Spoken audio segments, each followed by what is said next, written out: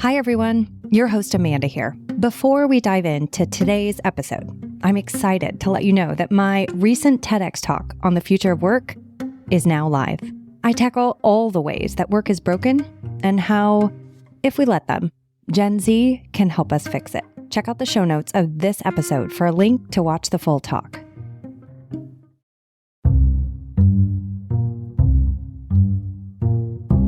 Welcome to the Season 7 finale of Design Nerds Anonymous, the podcast that sparks curiosity at the intersection of business and design.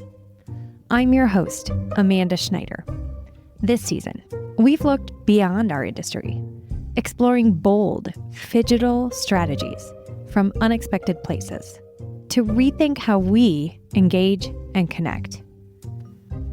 This season, we pulled inspiration from inside and outside the interiors industry to explore how hybrid workplaces, immersive showrooms, next-level events, AI-driven sales strategies, and frictionless websites can revolutionize how we connect with our clients.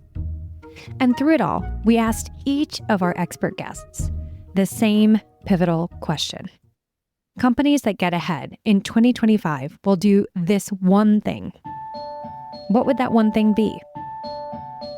Now today, we're bringing it all together in this special TLDR. For those of you who don't know what that means, it's too long, didn't read, TLDR episode. You'll hear 6 bold, actionable insights straight from the voices of our guests. Insights that will give you a clear playbook for 2025 and beyond. Whether your goal is to attract new clients, create unforgettable brand experiences, or build lasting relationships, these are ideas that will help you get ahead. So if you're ready for the ultimate phygital playbook, one that meets your customers wherever they are, whether online, in person, or somewhere in between, you've come to the right place. So buckle up. This is going to be a good one. In episode 1, titled What Most Companies Get Wrong, Online Presence Strategies in the Digital First Era, we explored how websites have evolved from simple digital brochures to critical tools for engagement and conversion. When it comes to creating a strong phygital strategy, the first place many of us turn to is our online presence. To help us understand what separates good from great, we brought in 2 experts. Tyler Somala, the creator of Growth Tech newsletter, which delivers actionable sales and marketing strategies to over 12,000 architecture leaders every single week. His insights offer a sharp focus on the design side of the industry. And then from the product side, we had Erica Weinberg, ThinkLab's very own head of research and content, whose data-driven insights have helped product brands understand what architects, designers, and specifiers really need from their website. We're just getting started. A quick pause for this short break, and we'll be right back. NeoCon 2025 is June 9th through the 11th at the Mart in Chicago, and we have a great show in store. I'm Byron Morton, Vice President and Co-Head of Leasing at the Mart. Our programming, presented in partnership with AIA Chicago, ASID, BIFMA, IIDA, Fast Company, and Crane Chicago Business, will highlight keynotes, special features, and workshops covering inclusive design, neurodiversity, and return to the office, in addition to over 50 CEUs offered live or online.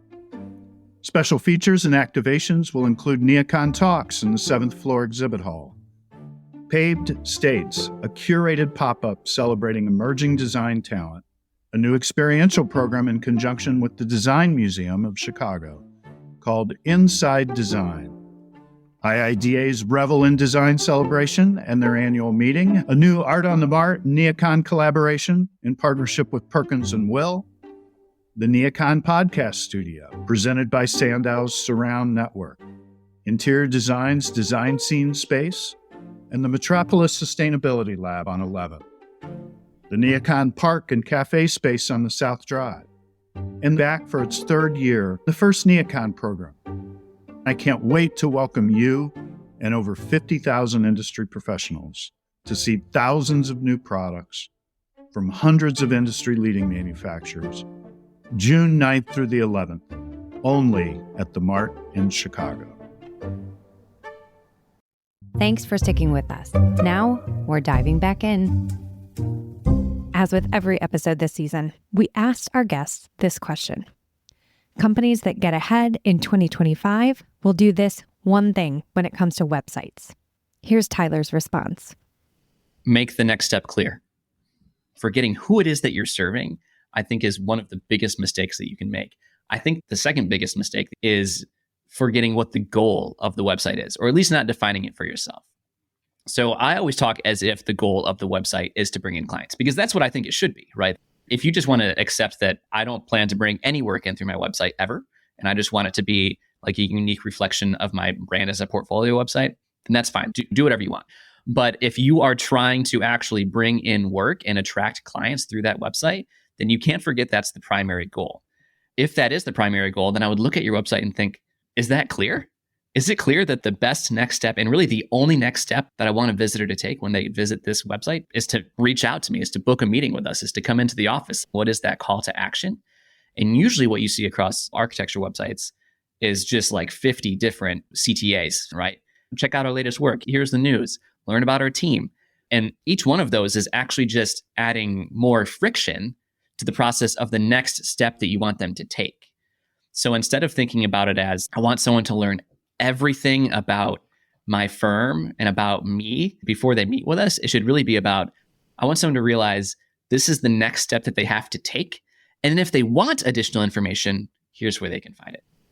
Tyler's advice is a masterclass in clarity and efficiency.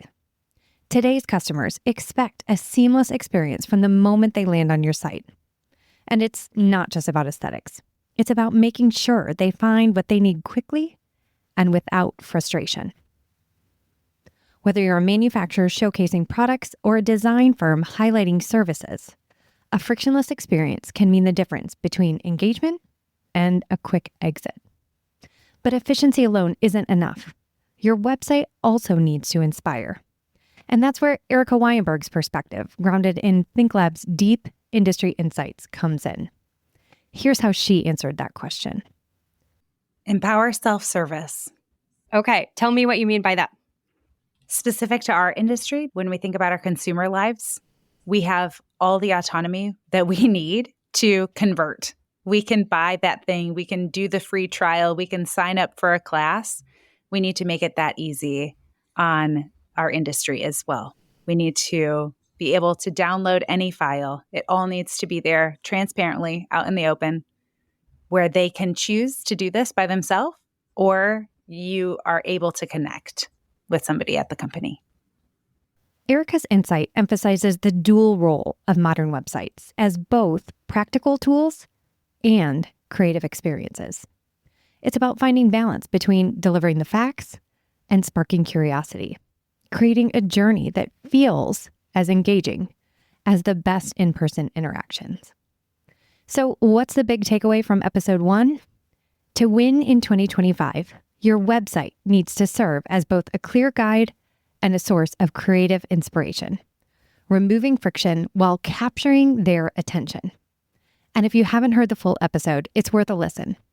Erica shares a surprising data point about how quickly websites have evolved from being a source of information to a top source of inspiration, and what that shift means for your brand's online strategy.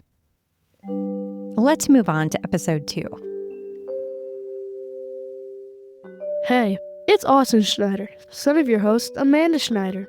You heard from me in episode 2, The Future of Work. I'm 14 now, but by the time I'm in the workforce, things are going to look totally different. In episode 2, we learn what workplaces of the future will look like and how companies can get ahead of the curve. And oh man, you're going to want to hear what our experts had to say. Thanks, Austin. Good job, buddy.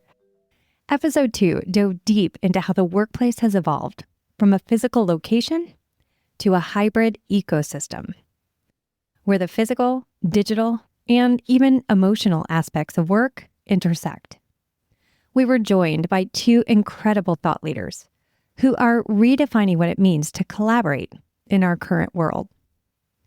First, we spoke with Matthew Marzinski. As part of Microsoft's digital workplace experiences team, he's pioneering hybrid and AI-powered meeting technology, redefining how we meet, collaborate, and, most importantly, why we show up at all. We asked Matthew, companies that get ahead in 2025 will do this one thing when it comes to workplace. Here's what he had to say. I think being in the prediction business right now is a really good way to get whiplash. But I do think that one powerful mindset change, stop thinking about quote unquote hybrid work versus regular work or in-person work. That's an imagined lifeline that connects us to an aging vision. It's all just work. And the pandemic has set us in this new direction that we need to flow with. We have an entire cohort of rising employees who don't really know any different. Those are the people that we need to be investing in. And what's amazing about them is that they're ready to embrace and define the experiences that we develop with that new mindset. So my prediction is that companies that embrace that will do well. Matthew's point about fluidity is key. It's not just about technology enabling remote work. It's about creating an ecosystem where influence and connection thrive, regardless of where employees are located. His work emphasizes the need to move beyond the rigid norms of 9 to 5 and embrace more dynamic, adaptive workspaces. But building a great workplace isn't just about flexibility. It's also about equity and culture. That's where Phil Kirshner's perspective comes in. Now, if you don't know Phil, he spent over 2 decades shaping corporate real estate, employee experience, and workplace strategy for companies like WeWork, JLL, and McKinsey. If you follow him on social, you know he's data-driven, definitely outspoken, and truly unafraid to challenge the status quo. So here's how Phil answered our question. A simple one, define purpose of place. Like actually be willing to put it on paper. This is why we have all places. This is why we have this place, and I'm holding it accountable. More kind of personally, the most successful transformation programs that I witnessed at McKinsey were the ones where CEOs came out publicly saying like, I have absolutely no idea what the answer is. I just want to make tomorrow better than yesterday was in terms of the total experience of our employees. And maybe it's face, and maybe it's tech, and maybe it's the way I show up. Let's just keep learning. And on the assumption that employees like the company and it's aligned with their purpose and you pay fairly, like they're by and large, like, I'm here for this. I'm happy to be patient. I don't know any better than you. What's happening, but you're not trying to tell me this is the way. Phil's insights challenge us to think beyond technology and focus on intention. It's not enough to just have the right tools. You need to create spaces where people can build social capital and form meaningful connections. So whether you're running a design firm or leading a brand, the goal is to foster a workplace culture where both digital and human connections are strong. And if you missed episode 2, it's definitely worth going back for a listen. Our guest shared a surprising prediction about a new kind of meeting space that might catch you off guard. Spoiler alert, it's not your conference room, and it's definitely not a Zoom call, but it could just become the hottest spot for collaboration in the very near future. Moving on to episode 3. When it comes to creating impactful experiences, few strategies are as powerful as in-person events. In episode 3, titled The Phygital Evolution of Industry Events, What's Next?, we explored how forward-thinking companies are reinventing events by seamlessly blending the digital and physical worlds. Whether you're an event organizer crafting the next big experience, a sponsor deciding where to invest your budget, or even an attendee choosing how to spend your time, this episode will have insights for you. And at the heart of it all was our first ever repeat guest, Marco Ghiberti, a true pioneer in the events industry.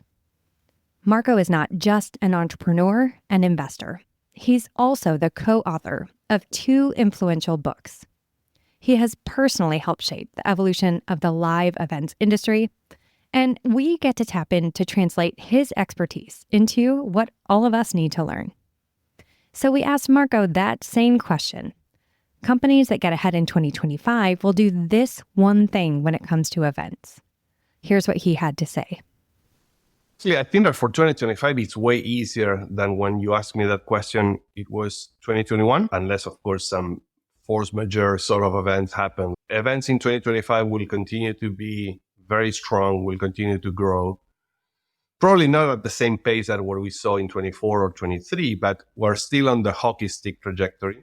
If you are going to spend time and money on events, I will tell you, don't reinvent the wheel.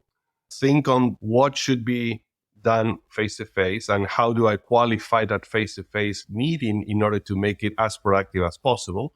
And how do I follow up on a way that my customer appreciates my brand on a way that will continue to do business with us? We all believe that face-to-face is not going away, and you have to prepare your marketing plan in order to make it as effective as possible.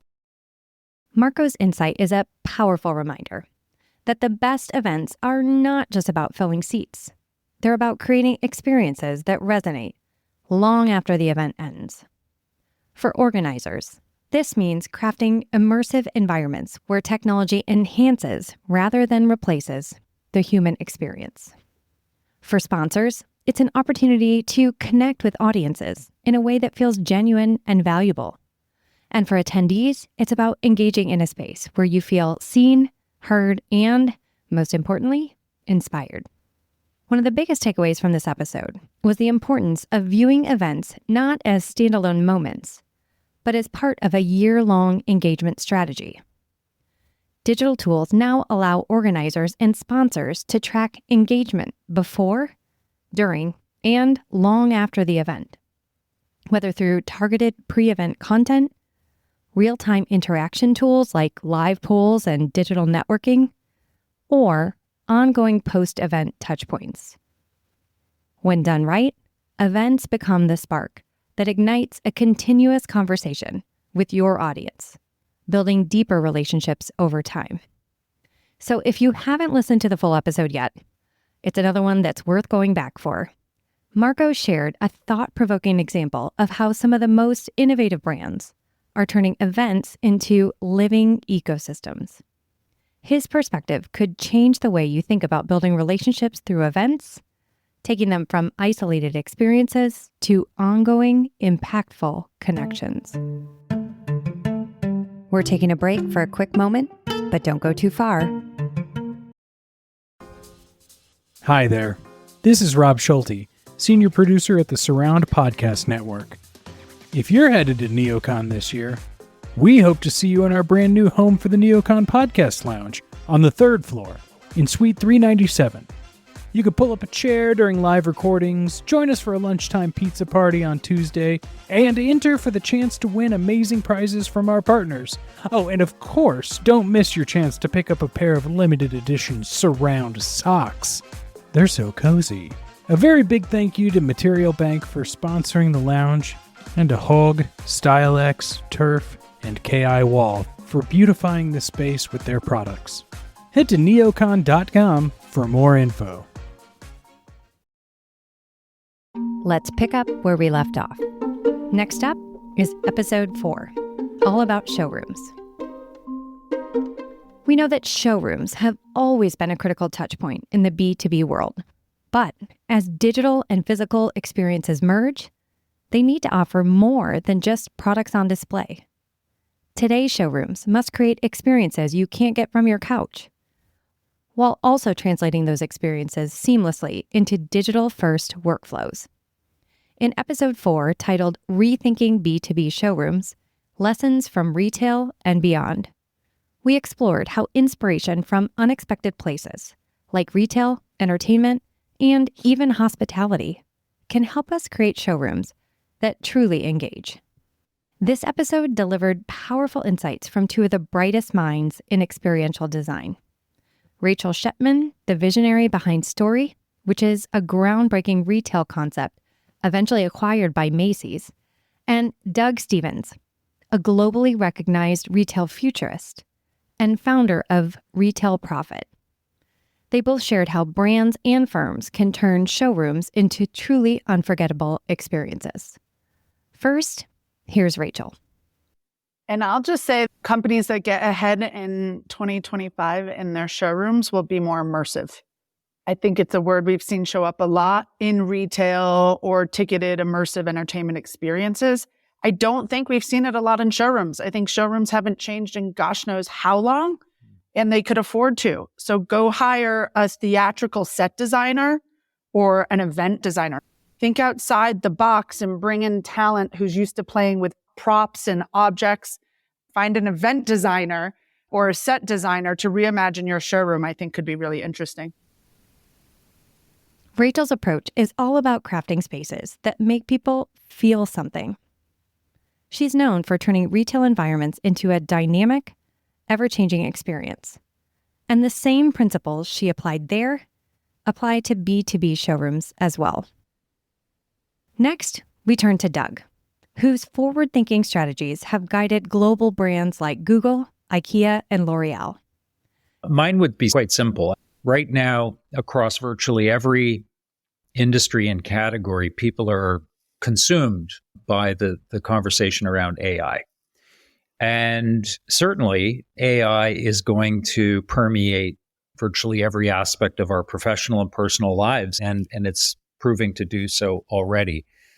My caution, I guess it's a caution as much as it is plea, is that organizations balance the need to understand and cautiously and carefully implement AI with the need to hire, nurture, and reward human creativity. Because I think the most powerful combination going forward is going to be the marriage of those two things. I use AI as part of my creative process, and it is a great tool, but it is only that. Just as a brush is to an artist, AI is to any creator. We must be mindful of the value of human creativity. Doug is a master of using storytelling to transform physical spaces into immersive retail experiences. We learned amazing things that translate directly to our B2B world. So if you haven't listened to episode 4 yet, you'll definitely want to check it out. Doug shared a surprising take on what most companies get wrong in their showrooms, focusing too much on checking the box of integrating technology rather than what that tech is enabling. His advice on how to flip this approach might just change the way you think about designing, or what you'll ask for when visiting these spaces. Just 2 more to go. Next up is episode 5. Now, the relationship between sales reps and designers has always been a cornerstone of the interiors industry. But as hybrid work, tight schedules, and shifting priorities reshape how we connect, those relationships are evolving, and sometimes it feels like not always for the better. In episode 5, titled Why the Rep-Designer Relationship Feels Different and What to Do About It, we explored how reps and designers can rebuild and redefine these connections to get ahead in 2025. Whether you're a rep trying to remain indispensable or a designer looking to work smarter, this episode delivered honest and actionable insights. In fact, it may feel a little like group therapy. We were joined by 3 of the industry's top reps, each navigating this new era from a different region and product category, yet all sharing a common goal: transforming from salespeople into trusted partners. First, we heard from Julia Friedman, a Mannington flooring rep in Washington, D.C. So I think the company that's going to get ahead is going to come out with whatever is the most helpful to save our clients time. Time is everything. Time is money. Time is freedom. Whether that's having a website that has digital renderings, whether it's having a sales support team that can get you that part number quickly. I don't think this is rocket science. I don't think there's going to be a new AI, the company who can relay that they are the best time saver to the client. And there's internal time saving, but also to get to that design firm and say, this is the way that we make your life easier. We get you out of the office 1 hour earlier. You get to go to the gym. You get to kiss your babies. You get to walk your dog because this specific tool gives you more time, and time is the most precious thing we have. Julia's insight is a powerful reminder that the best reps aren't just product experts, they're problem solvers. Next, we turn to April Ibarra, a Technion mainline furniture rep in Orange County. There's not much to add on to that. I think the rep will be ahead. We'll still keep in mind that nothing takes away from that human connection at the end of the day. April's approach shows how impactful reps can be when they focus on building community, not just closing deals. For reps, this means seeing yourself as a bridge, connecting designers with the resources, knowledge, and support that they need to thrive. And for designers, especially those of you new to the industry, it's a reminder that building those relationships can provide invaluable guidance as you grow your career. Finally, we spoke with Ashley Delano, a multi-line furniture rep from Level Reps in Chicago. I'm representing an independent rep group, so I'm going to think of small business. And so that we're limited in some of those resources. One thing that we're investigating right now, we're in the middle of launching, is a tool that kind of combines a lot of those asks. So you're looking for X product, having a central resource for that. And as a small business, we've invested in a more proprietary resource. It's similar to Google Lens. It's called ID, and it allows the designer to snap an image and see what products they can find within our group to help them pull those resources together. We're trying to think about utilizing technology as a small company. Are we fully utilizing AI yet? No, not quite. Are we open to investigating in the middle of that? Absolutely. So it's nice that we can develop a tool that'll allow us to help our customers when we can only be in so many places. Ashley's strategy is a fresh take in a fast-paced world. She reminds us that for reps, the goal shouldn't be to meet as many people as possible. Instead, make every interaction count.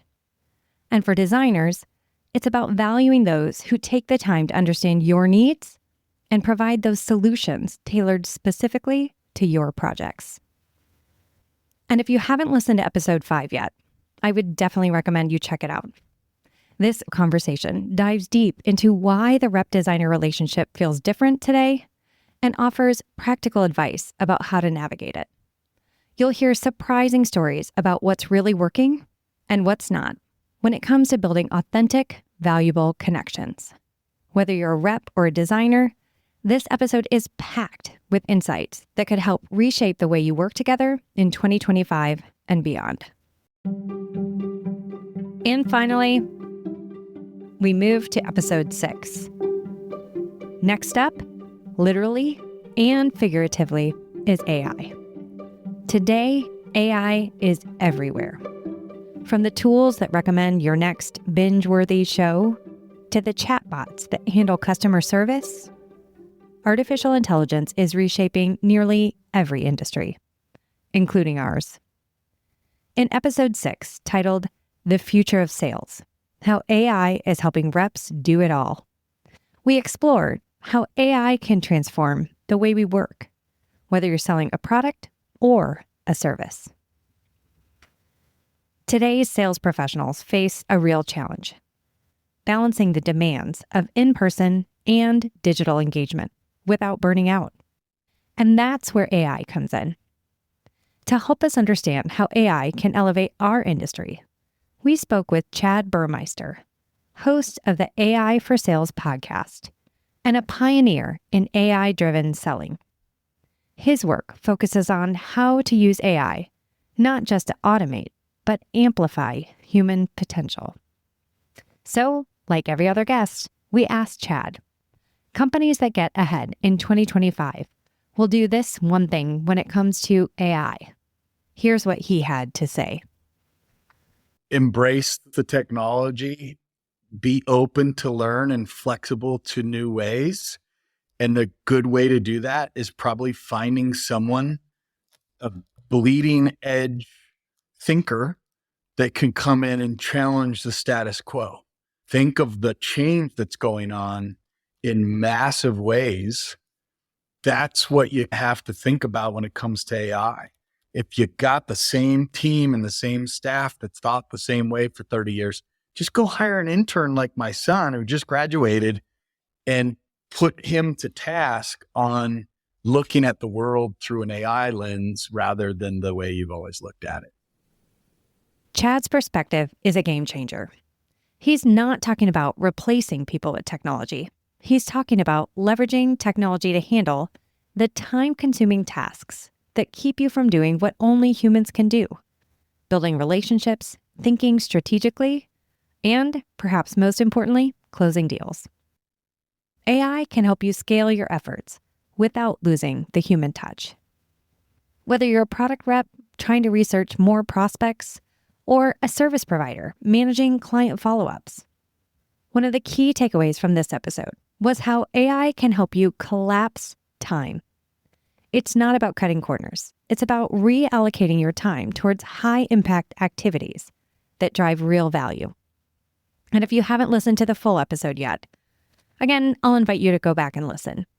Chad shared a real-world example of how a single AI tool transformed an entire sales team's workflow, turning what used to be a month-long process into a task that takes literally minutes. His insights could change the way you think about productivity and show you how to get ahead in 2025 by working smarter, not harder. Whether you're selling a product or a service, one thing is clear. The companies that get ahead in 2025 won't just adopt the latest digital tools. They'll find fresh ways to seamlessly blend physical and digital experiences to up-level the experience your clients have with your company. That's a wrap on Season 7 of Design Nerds Anonymous. From websites to workplaces, showrooms to sales strategies, we've explored how blending the physical and digital worlds can help brands and firms get ahead in 2025. Thank you to all of our incredible guests, and of course, to you, our listeners, for joining us on this journey. But before we go, Season 8 is coming this fall, and trust me, you won't want to miss it. We're calling it Tomorrow's Impact: How AI, Sustainability, and Gen Alpha are reshaping our future. That's right, we're going beyond Gen Z to explore how Gen Alpha, emerging technologies, and evolving values are changing traditional approaches and inspiring fresh strategies for all of us. Thanks for listening to Design Nerds Anonymous. That was really fun. Isn't that really fun? Design Nerds Anonymous is a proud member of the Surround Podcast Network. Special thanks to the production team, Hannah Vitti and Rachel Senator. Okay, practice. Just say this line. Thanks for listening to Design Nerds Anonymous. Good job. Yay. Okay. Try a couple different ways, like try your inflection a little bit. Thanks for listening to Design Nerds Anonymous. Okay, make sure you're talking into the mic. Conversation, not convo. Okay. You want to be more formal then? No, it's just no one says combo. Okay, that's like a boomer thing? I guess. I didn't even know that was a word. I thought you were trying to be like with Gen Z. No. I would say combo. I don't know what that means. A mold. Okay.